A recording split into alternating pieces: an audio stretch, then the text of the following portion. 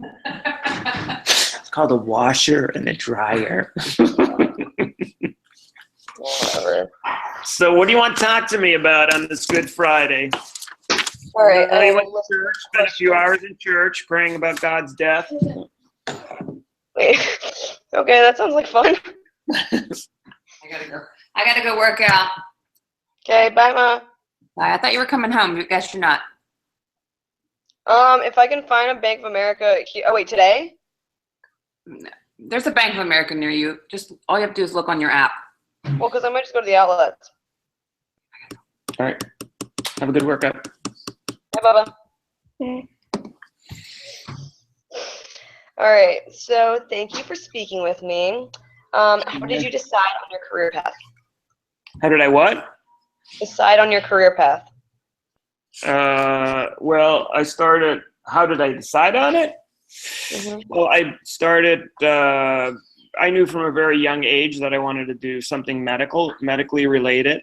So I started with volunteering on the local ambulance unit as an EMT, and just liked it a lot, and did it all through college. And then kind of knew very early on I wanted to go to medical school. And then that led to us forming the business later on. But that's how I got into medicine. Ow. What are you doing? I put my product on Okay. Since starting MEP, you've grown from one hospital to 8 in 3 states. How have you ensured that the core values of MEP were upheld through this process? Well, I think the first thing we did is we defined our core values. Can I talk to Shannon? She's actually interviewing me for class. We actually got about maybe 3 years into our existence, we actually got because we were a small company then, we got everybody involved and kind of decided what our core values would be based on how we were running the company. And then as we grew, we clearly communicated what those values are and what it meant. I mean, there were words on a paper, but how we lived our values and made decisions, that's kind of how we continue to make that part of our culture. Okay. Well, how would you describe the culture of MEP? The culture of MEP, I think, was open. It was very always striving to become better because we were constantly challenging ourselves to do a better job in how we cared for patients and how we ran our business. We were pretty open regarding feedback. You know, when we were doing something wrong, we wanted to be as transparent as we could and make changes and continue to improve it. And I think we did a pretty good job of recognizing people when they did a good job and pointing out things when we fell short. Awesome. There have been many recent changes in the medical field. How have you, as CEO and president, assured your employees of job stability and your dedication to upholding the integrity of the company? Well, we were, we're essentially a contracted group of providers. So we serve, in the kind of base way you look at it, we serve at the pleasure of the hospital. So if we're not doing a good job, they can fire us. There's no, we're not employees of the hospital. We're a separate contract group. I mean, we have a long-term contract that's usually 2 to 3 years long. But the message that I always gave and our leadership team always gave was that we have to make sure that we're meeting our hospital's needs as well as the patient's needs on a regular basis. So we were always reassuring the employees of the organization that they had a job, as long as we were making sure that we knew that both the patients were our customers, so to speak, as well as the health system and the hospital partner. So we actually had to serve both of those, and we made sure that all of our employees knew that as they were taking care of patients.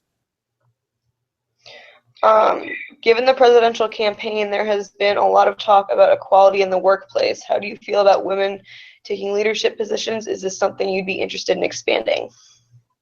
I think we've done a good job, not a great job, historically, of promoting women into leadership roles. And, when we did our transaction over the last 2 years, prior to our transaction, we've had a very big focus on how we engage more women into leadership roles. And we actually expanded our leadership, our number of women leaders in the organization probably by 20 to 30% at leadership levels.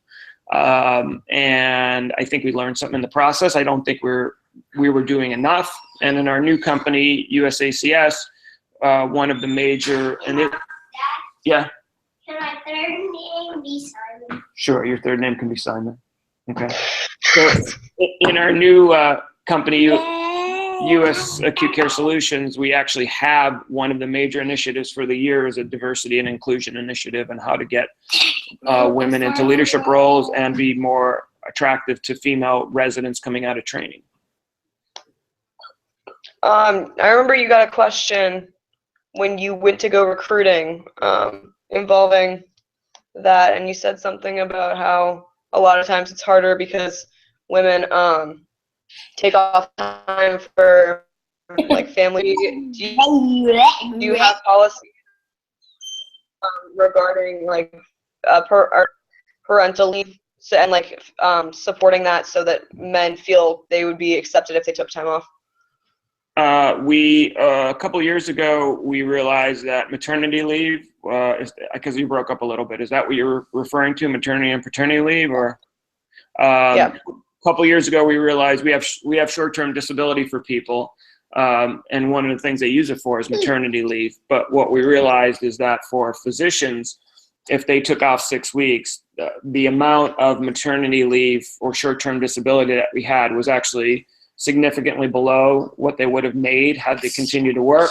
So we actually restructured our short-term disability policy for women specifically for pregnancy and childbirth, so that they're now, I think they're up to like 75% of their monthly income, and they were at like, I think between 25 and 30. So it's not 100%, but it gives them 6 weeks of essentially paid time off. Sorry about that, Bailey. You just scared the crap out of Bailey. I think for men, for like paternity, I didn't hear that part, but like paternity leave and for them to take time off as parents, we haven't gone there yet, but our new company is actually, USACS is actually looking at how we would accommodate fathers that wanted to take time off to be with their new children. It's one of the things we're looking at. We haven't figured that one out yet.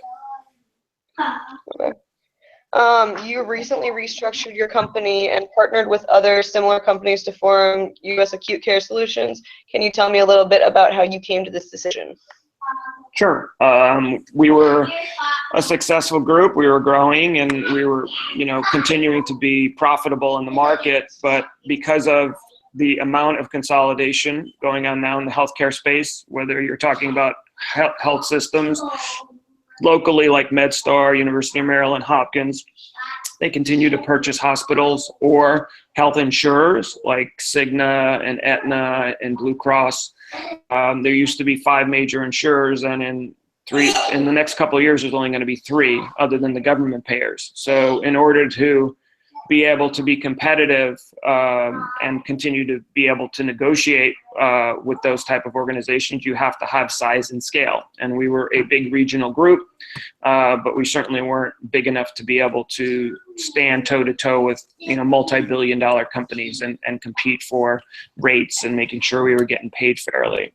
So we went through a process where we looked at, do we want to bring in a private equity partner to help us grow? Did we want to join? There's 2 national emergency medicine groups. They're called Strategics, Team Health and MCare. We would then essentially sell our company and become employees, which we didn't really want to do. And this third option was to merge with other groups across the country that were partnership groups to form a third alternative where we actually still own the majority of the company, and that's the decision we made. What was the restructuring process like? So we're actually in the middle of what's called integration right now. We did our transaction on January 1st. So everyone that's currently in a clinical role, there's no change. I mean, we need all the clinicians we have and continue to provide good service to our hospitals and our patients. There's administrative overhead, like human resources, IT, finance, that all of the groups are bringing together. And we're in the process now of looking at, what's the best structure to have in place and how do we evaluate people at each company in the role they're in and see where they fit into the larger organization.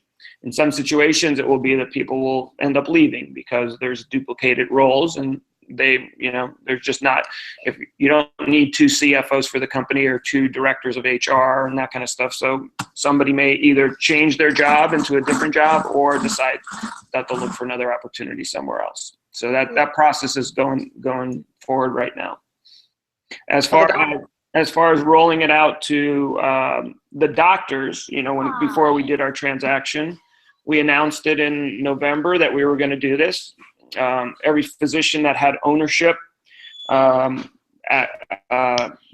some cash because of their ownership interests, and they also got some stock for the company. So we're all now reinvesting in this new company as owners, and we're able to have some cash to take away from it because we're no longer getting bonuses as we normally did in the past.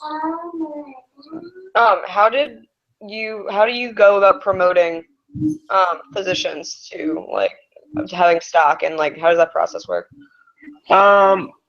I think it's a little bit unique in the marketplace because most of the times when you have a transaction like this, they essentially buy you out. They give you money, and you become an employee.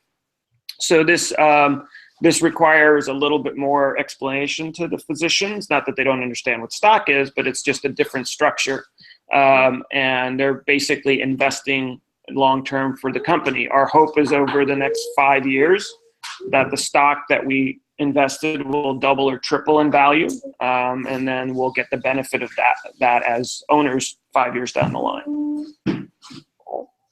How did you maintain your company's culture and core values while also incorporating the new culture and values of USACS? What has changed? Well, I think the reason we joined the group is because culturally we were very aligned and very similar. We were all partnership groups. We all believed in physician ownership and control of the company. So that made the decision a lot easier. Each group has its own twist on cultural values and core values. So literally last week we were in Denver at a leadership meeting with 200 leaders from across the country, and we actually rolled out the new core/cultural values for USACS. And that's going to be something that some of them are similar to the values that we had before. They're not exactly the same words, but we have to now take those values and really talk about them, give examples of them, and continue to communicate them to the company as a whole. So can you just explain for the interview part, how the USACS works, the way the companies are structured, how the companies came together? Sure. US Acute Care Solutions started May of last year. There's a group called EMP. That's a large group out of Canton, Ohio, that had about 70 different locations. And now they've brought 3 groups together from across the company. And we essentially, in Colorado and Florida, and us in the Mid-Atlantic, and now we're over 100 locations, 100 hospitals that we serve. And basically, we operate the company as separate operating business units. So I run the Mid-Atlantic region, and I report to the USACS business board. I also sit on the national board of directors for the company as part of this merger. So I'm actually on the board of directors. There's 6 board of directors now, so I'm one of 6 people that sit on the national board. And each company stays its own company. You're just partnerships? Yeah, each company stays its own company as in the sense of how they operate their region, how they continue to deliver care. But there's going to be a consolidation of how we bill patients, for example. We send out bills once you come to the emergency department. So we're now going to be using the same billing company that we actually is part of us. We own it as part of USACS. Before, all of the other companies had separate billing companies, and now we've combined to make one. So that's a little bit different. The HR and finance are now being consolidated in Ohio because that's where the majority of it is.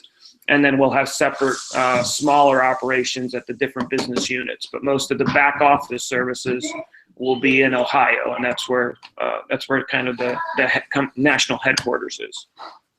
So I went to your website today to like look stuff up, and it still says MEP, but then there's USACS on the front. So will you be like changing that like slowly to USACS?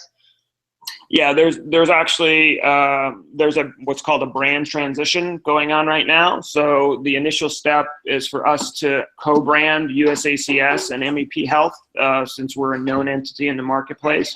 So the first step of it is we're a founding partner in USACS. And then over the next 6 months, MEP will become less and less prominent on the websites and in the advertising. And then it'll just merge into USACS as the entity. And there will not be any more MEP probably after probably July, August timeframe. So That's so weird. I don't like it. that's business. Oh God. That's why I'm not going into business. How is your Part of the fun. Part of the fun. Challenge. It's something new. I don't want to do research. You want to what? I'm doing research. You can do research Like, too. we're going to regionals, and Brent's like, bring resumes and business cards, and I'm like, well, I don't have business cards. And then I was like, and I don't care because there's just gonna be a bunch of businesses there, and like, he's like, well, there's still gonna be things there for you. And I was like, will there be like research places that do research? He's like, yeah. And then I was like real research? He's like, yeah. There's like it's like psychological stuff. And then he was like talking about marketing stuff. I was like, no, that's not real research. And then he was talking about how employees, like how they research employees and they do all that kind of like neurological research. I was like, no, that's not, like, I'm looking into like schizophrenia and stuff like that. Okay, how has your role changed since the restructuring? How have you adjusted? Well, I now report to somebody, so I'm not the CEO anymore. I'm the president of a region, so I report to the CEO of the company, who's another emergency physician. So I report to him, and we have weekly meetings where we have one-on-one leadership meetings. And the biggest change is that we have a budget for our region, which we've had budgets for years. We've had internal budgets that we've developed. Now those budgets get approved by the national organization, and they're tracked on a month-to-month basis that we're delivering what we're supposed to be delivering regarding the budget and quality and all the other stuff. So we just have another layer of people and processes above us to report to. It's part of being a part of a big company. Fun. I know the MEP, like the former MEP, like executives they have a range of personalities. So when you are looking to promote people into leadership, do you look for different personalities and how they could fit, or do you just specifically look at like qualifications? I think it's a combination. I mean, part of it is, who do you think will best do a certain job? Part of it is the individuals that are there. I mean, we've been a physician partnership for a long time, and certain people have risen to the top, so to speak, regarding their skill set. And then you try and find the right role for them.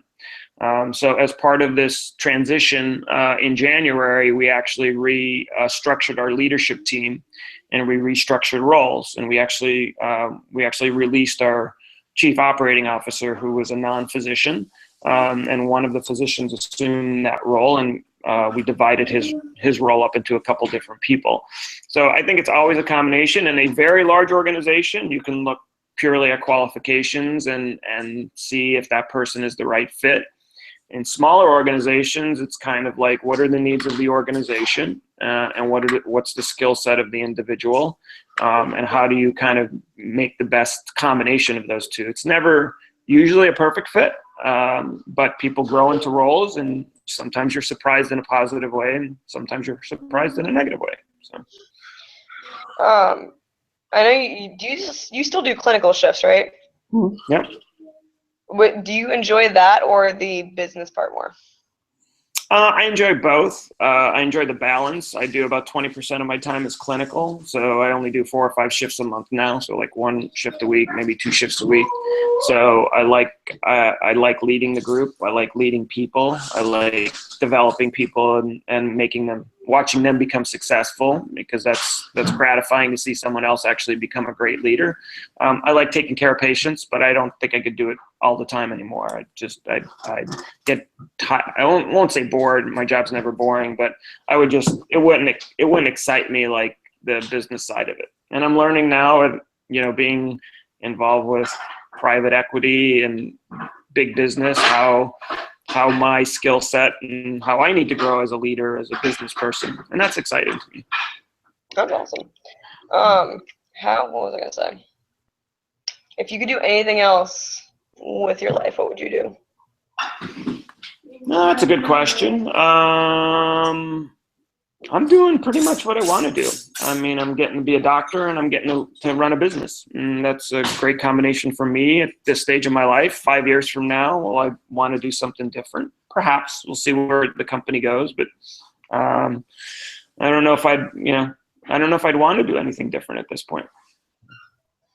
Where do you see the medical field heading, including like comprehensive care and outpatient care? I think there'll be continue to be a push for more and more care to be delivered in less and less expensive and intense environments, less patients being admitted to the hospital, more efforts on improving community health and making sure patients don't have to go to the hospital. I mean, that transition will take a generation, but there's been places in Europe that have reduced hospital capacity by 30% after they really made this effort. And we're seeing some examples of that in our state of Maryland. We have a unique payer system that's probably not worth talking about, but I think more and more care is going to be delivered in less intensive environments. You'll always need hospitals, you'll always need emergency rooms, but just like you're seeing urgent care pop up for convenience care and minute clinics, telehealth and telemedicine, where patients can talk to a doctor over the computer for minor ailments, not even have to go to a doctor's office. I think that's gaining more and more traction.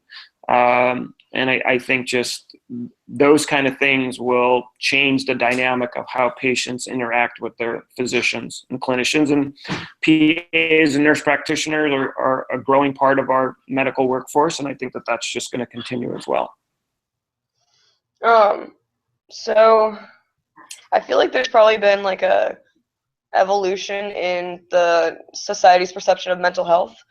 How is that being integrated into like how you care for patients, like, and how you diagnose them and work with them? Well, unfortunately, I think it's probably one of the things we do most poorly in healthcare is caring for people with chronic mental illness. Typically, they get dumped in the emergency department and we have to manage them. And we do what we can, but we're not set up to provide comprehensive psychiatric services. We're there to assess them if they're really in crisis and unfortunately decided they need to be admitted or discharged. I think if you step back, a significant percentage of the population have some type of mental health issue, whether it's anxiety or depression, chronic stress, PTSD. And I think more and more they're finding that if they deliver mental health services through the primary care office in partnership with primary care physicians, that they're actually addressing a lot of those issues before they become more severe and more serious. That's, the patient-centered medical home. You may have heard that term.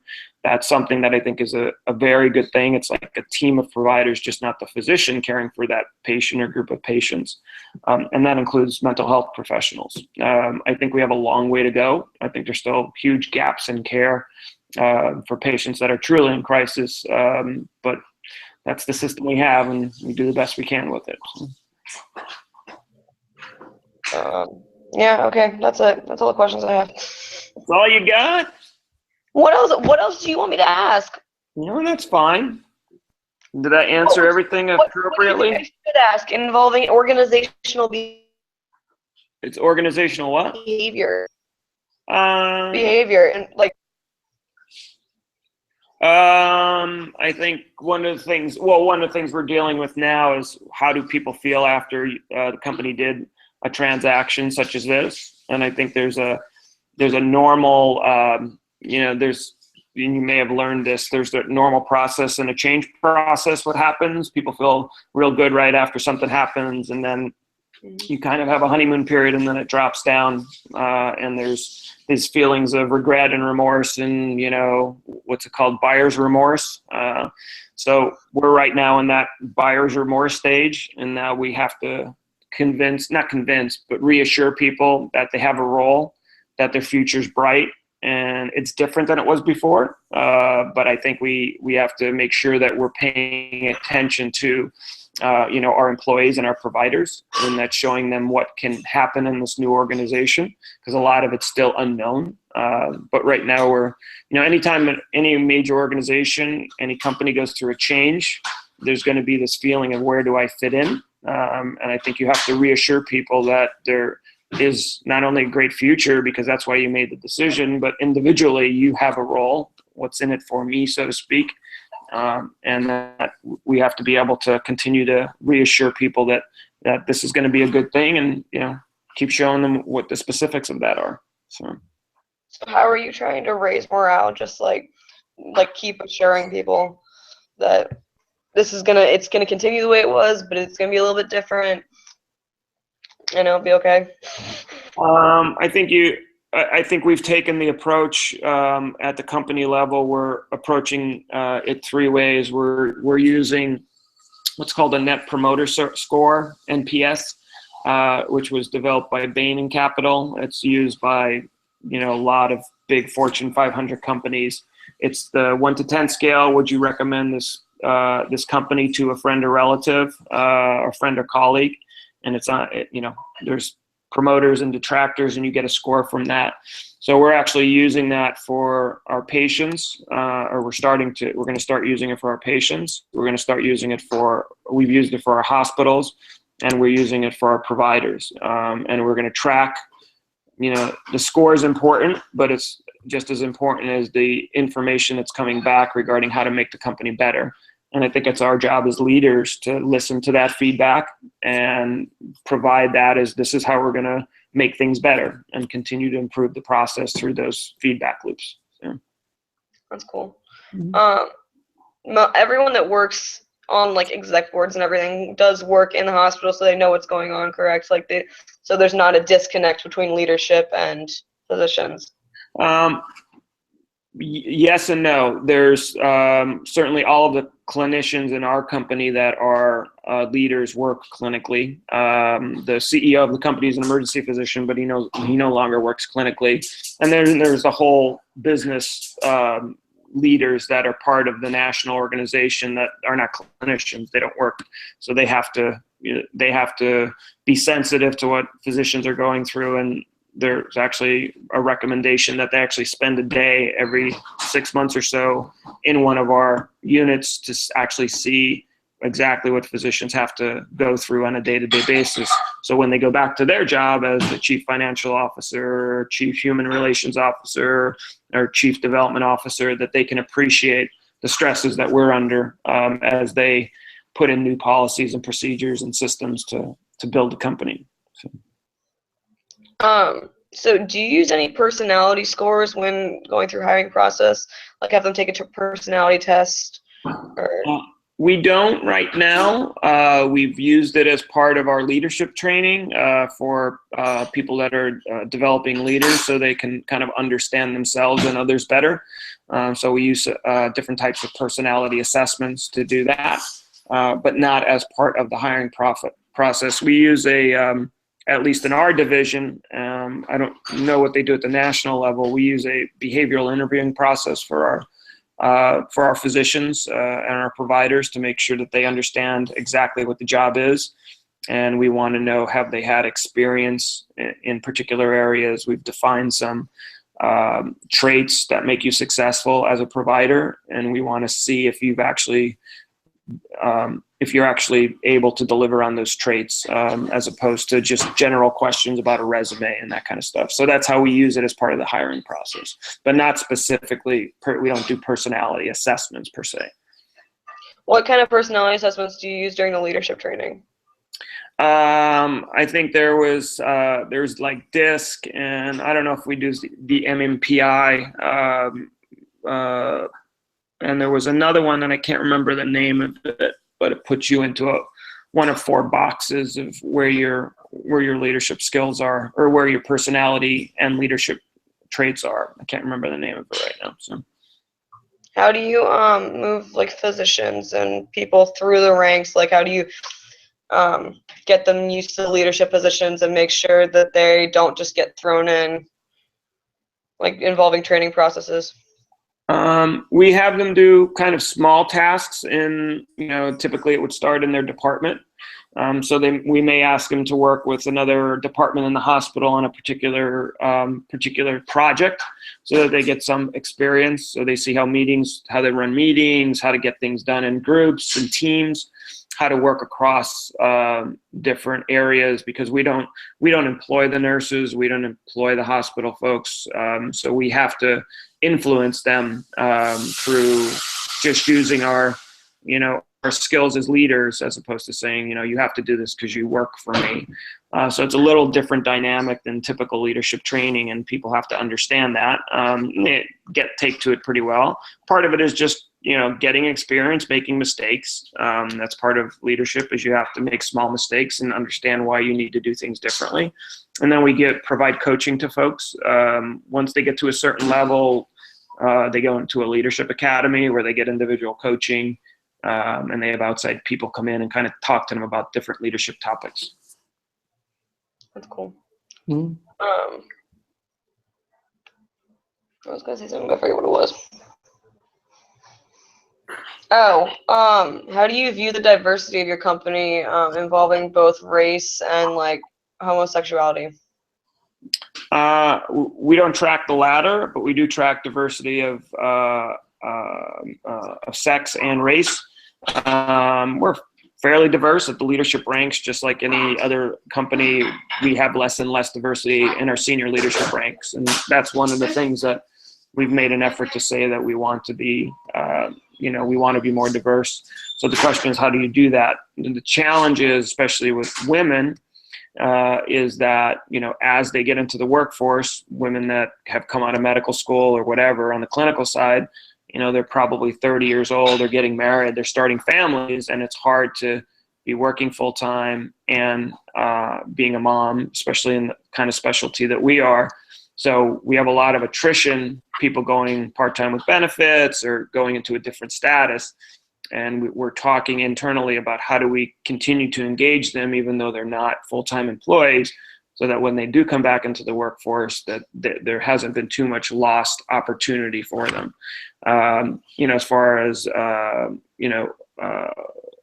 sexual orientation, we don't really track that information. I mean, we know who is or isn't generally in the company, but we don't specifically, all of our policies are gender neutral. As long as the state laws allow that, there's no discrimination regarding that. So we follow the typical state laws, and wherever we can offer partner benefits, we offer partner benefits. So, how do you feel that since unequal pay is a huge issue right now, how do you feel that you do trying to remedy that? There's some discussion in the company about whether, where we stand. When you look at the big statistics, there is definitely a gender discrepancy.